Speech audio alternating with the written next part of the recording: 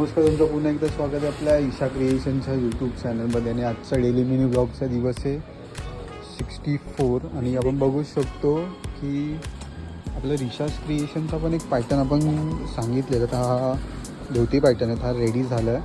आता एक sample final करून आपण भेटूया, कारण की बाकीची पण कामं होत आहेत. तर चला बघूया.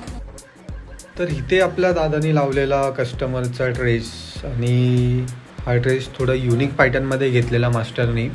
तर मास्टर आलेला समजवायला, तर मास्टरचं समजून झालेलं ऑलरेडी, कारण की हा ड्रेस नाही बोललो तरी 4 दिवसाआधी आले. 2-3 दिवस न 4 दिवसाआधी आल्या. तर पटापट शिलाई मारायला घेतली.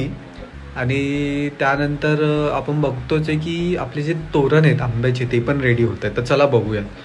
तर आता काय, ताईने घेतले पटापट आंब्याचे पानं आणि सरळ गायला घेतलेच, कारण की आपले जे ॲक्रेलिकवाले जे आपले तोरण आहेत ते रेडी झालेत, फक्त त्यावर ॲक्रेलिक लावायची आहेत.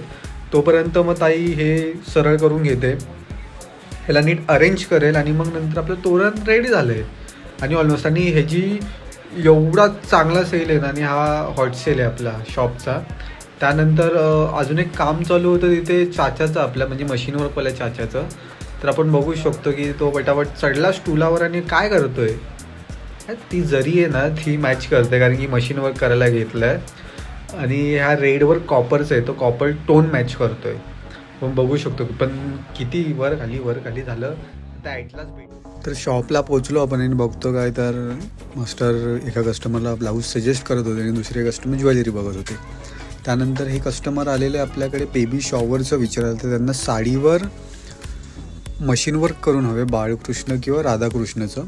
सो त्यांचं इव्हेंट आहे 1 ऑक्टोबरमध्ये, कमिंग वीकमध्येच, पण ते आत्तापासूनच रेडी होतात. तर आजचा डेली मिनी ब्लॉग आपण इथेच एंड करतो आहे. तर चॅनलला लाईक करा, शेअर करा आणि सबस्क्राईब करायला विसरू नका. थँक्यू.